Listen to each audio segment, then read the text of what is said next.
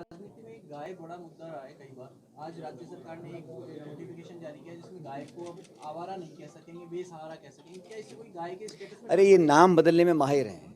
आप सड़कों के नाम बदल दो, संस्थाओं के नाम बदल दो, और गाय के नाम पर तो सिर्फ वोट ही लेते हैं ना।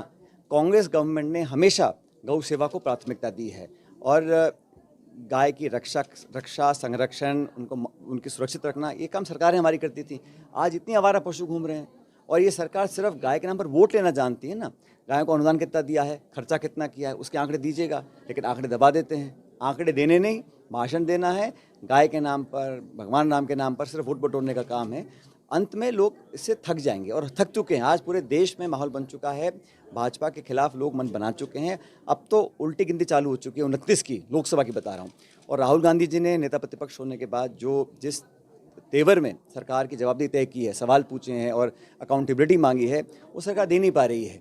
और मैं ऐसा मानता हूं कि इंडिया अलायंस और कांग्रेस हम सब मिलकर चुनाव लड़ रहे हैं। अभी झारखंड और महाराष्ट्र के चुनाव हैं, दोनों सरकारें इंडिया अलायंस की बनने जा रही हैं। बाई इलेक्शंस बहुत जगह हो रहे हैं। प्रियंका जी लड़ रही हैं वायनाड से। विधानसभा के चुनाव राजस्थान में 7 जगह है, छत्तीसगढ़ में है, मध्य प्रदेश में है। हर जगह कांग्रेस बहुत मजबूत स्थिति में है और हम अच्छे बहुमत के साथ सब चुनाव जीतेंगे। गठबंधन नहीं कर रहे थे राजस्थान में, आपने पहले गठबंधन किया। इलेक्शन का असर पड़ेगा, कुछ कह रहे हैं हरियाणा इलेक्शन का रिजल्ट नहीं पड़ेगा। अब वो इलेक्शन हो गया, उस पर भी बहुत सारे सवाल उठ रहे हैं, मैं उसमें नहीं जाना चाहता हूँ। लेकिन हकीकत यह है कि 10 साल के सरकार भाजपा के लोग देख चुके थे, बदलाव चाहते थे। किसी कारणवश हम बहुमत तक नहीं पहुंच सके हैं, उसके अनेकों कारण हैं। जो हमारे हारे हुए कैंडिडेट्स हैं, जो चुनाव लड़े थे, उन्होंने पिटीशन दायर की है, वो कचहरी भी जा रहे हैं, इलेक्शन कमीशन भी जा रहे हैं, वो अलग प्रक्रिया है। लेकिन इसका ये मानना नहीं है कि लोग भाजपा से थक नहीं चुके हैं, क्योंकि लंबा समय भाजपा को गवर्न करने का दिया है दिल्ली में और राज्यों के अंदर। और मुझे लगा है लोग अपना मन बना चुके हैं कि कांग्रेस के साथ खड़ा रहना है। जहाँ तक इंडिया अलायंस की बात है, इंडिया अलायंस का गठबंधन पहले मजबूत था, आज भी मजबूत है। सीट शेयरिंग में हम आपसी समझौता करके आगे बढ़ते हैं, चाहे महाराष्ट्र हो चाहे यूपी हो। यहाँ पर हमने सपा को सपोर्ट किया उत्तर प्रदेश में।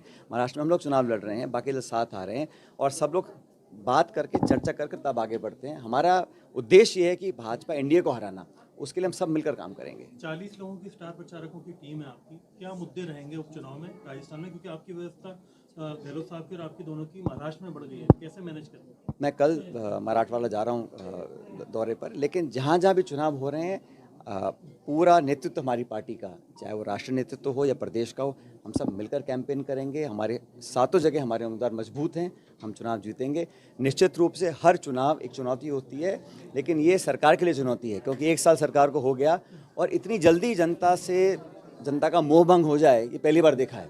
1 साल पूरा हुआ नहीं है। जल जीवन मिशन काम ठप पड़ा है, ग्रामीण क्षेत्र में विकास के काम ठप पड़े हैं, वित्तीय संकट पैदा हो रखा है। सरकार में प्रशासन यहाँ खींच रहा है, बाबू वहाँ खींच रहे हैं, नेता वहाँ खींच रहे हैं, संगठन कुछ बोल रहा है, सरकार कुछ बोल रही है। इतने सारे सत्ता के केंद्र बन चुके हैं कि उसमें लोग पिस रहे हैं और उसका नुकसान लोगों को हो रहा है। इस बात पर सब लोग ध्यान देंगे। बाई इलेक्शंस हम लोग लड़ रहे हैं, मजबूती से लड़ रहे हैं और हर जगह चुनाव कांग्रेस पार्टी जीतेगी। अब चुनाव का नामांकन कल खत्म हुए हैं।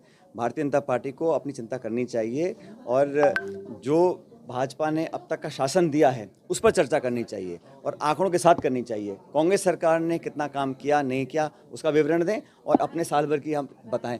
14 लाख करोड़ का एमओयू साइन कर रखा है, एक एमओयू 3-3 बार साइन कर रहे हैं, धरातल पर कितने उतरेंगे? ये काम वसुंधरा जी ने भी किया था पहले। लेकिन भाजपा की सरकार की गवर्नेंस टेस्ट पर रहेगी, लोग मन बना चुके हैं और आईना दिखाने का काम करेंगे। मैंने कहा ना, 7 सीटें कांग्रेस पार्टी जीतेगी और हमारे जितने भी साथी अगर इस भ्रम में हैं कि भारतीय जनता पार्टी अपने गवर्नेंस के दाम पर जीत सकती है, तो उनको गलतफहमी है। कांग्रेस पार्टी 7 सीट जीतेगी। क्या आप भी मेरी तरह न्यूज एंकर या रिपोर्टर बनना चाहते हैं? या फिर आपका सपना है बड़े न्यूज चैनल्स में काम करने का?